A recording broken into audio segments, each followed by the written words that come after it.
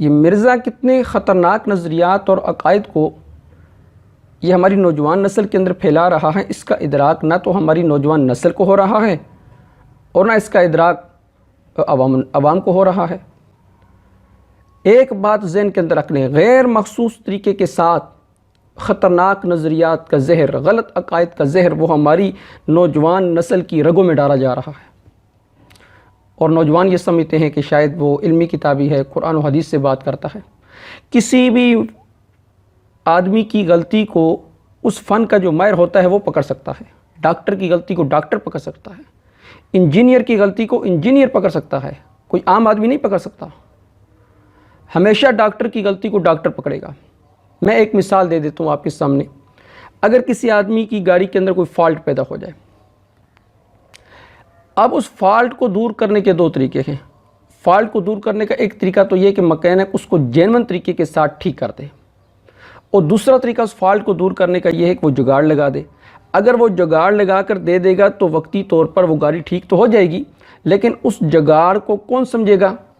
اس جگاڑ کو صرف وہی بندہ سمجھ سکتا ہے جو مکینک ہوگا، عام آدمی اس جگاڑ کو نہیں سمجھ سکے گا۔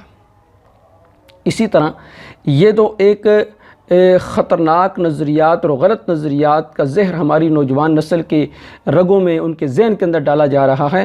اس کا ادراک علماء کو اچھے طریقے کے ساتھ ہے۔ میں اس پر صرف دو مثالیں پیش کرتا ہوں۔ مرزا صاحب نے کہا جی اگر کوئی شخص اپنے علم کی بنا پر کسی صحابی کی تکفیر کر دے یا اس کو کافر ڈکلیئر کر دے، اور حتیٰ کہ ابوبکر صدیق اور عمر فاروق کو بھی وہ کافر ڈکلیئر کر دے، تو ابوبکر صدیق اور عمر فاروق کو بھی وہ کافر ڈکلیئر کرنے کی وجہ سے وہ کافر نہیں ہوگا، اس کو کافر نہیں کہا جائے گا، بلکہ کسی بھی بڑی سے بڑی ہستی کو اگر وہ کافر ڈکلیئر کر دے۔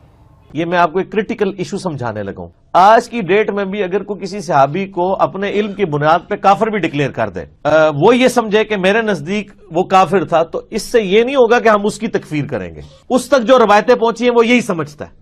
اسی لیے میں کہتا ہوں کہ تکفیر صرف اس شخص کی ہو سکتی ہے جو اللہ، رسول، آخرت، قرآن کا انکار کرے۔ اگر کسی ہستی کا کوئی انکار کر دیتا ہے، سیدنا ابوبکر، عمر، عثمان و علی یا کسی بھی اور بڑی سے بڑی ہستی کا، تو یہ کفر اسلام کا مسئلہ نہیں ہوگا۔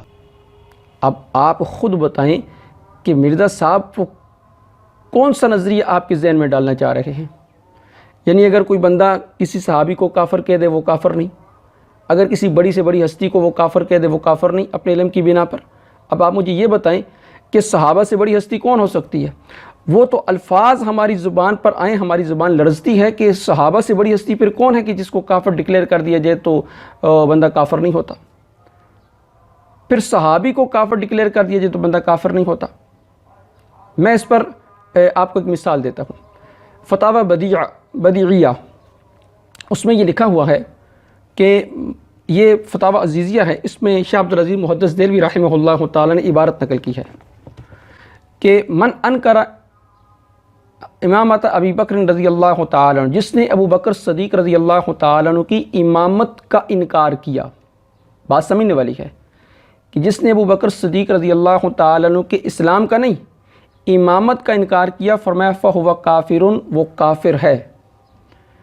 تو بھئی اسلام تو بہت اوپر کی چیز ہے، امامت تو اسلام لانے کے بعد ملی ہے، تو امامت کے انکار کرنے کی وجہ سے اسے کافر کہا جائے گا۔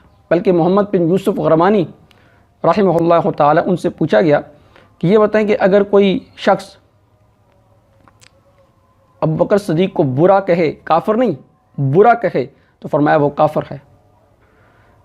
پھر سوال ہوا اچھا یہ بتائیں کہ اگر وہ شخص ابو بکر صدیق رضی اللہ تعالی عنہ کو برا کہنے والا وہ مر جاتا ہے تو پھر اس کا نماز جنازہ، اس کا کیا حکم ہے؟ کہا نماز جنازہ بھی نہیں پڑھا جائے گا۔ تو امامت ابو بکر کا انکار کرنے والا کافر ہے، تو اسلام ابو بکر کا انکار کرنے والا وہ کافر نہیں ہوگا، وہ تو بطریق اولا کافر ہوگا۔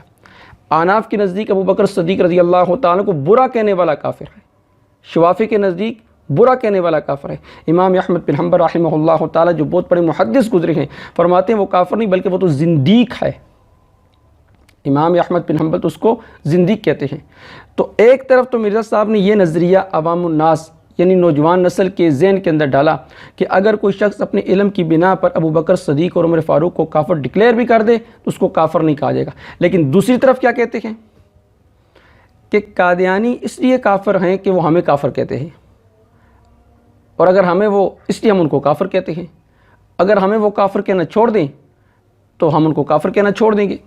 اور میں نے کئی دفعہ یہ گولڈن کوٹ اپنا بیان کیا ہے لوگوں کے سامنے کہ اگر قادیانی ہمیں کافر کہنا چھوڑ دیں تو ہم ان کو کافر نہیں کہیں گے۔ اب آپ خود بتائیں کہ صحابہ کا مقام زیادہ ہے یا ہمارا مقام زیادہ ہے؟ صحابہ جن کے بارے میں آیات نازل ہوئی، یؤثرون علی انفسہم ولو کان بہم خصاصہ، آیات نازل ہوئی، لقد رضی اللہ عن المؤمنین اذ یبایعونک تحت الشجرہ، محمد رسول اللہ والذین معہ اشداء علی الکفار، یعنی اللہ نے ان کو اپنی رضاعت کے پروانے جاری کیے۔ ان کے بارے میں کہا جا رہا ہے کہ اگر ان کو کوئی بندہ کافر ڈکلیئر کرے تو وہ کافر نہیں ہوگا۔ اور قادیانی کیوں کافر ہیں؟ کہ انہوں نے ہمیں کافر کہا ہے جی۔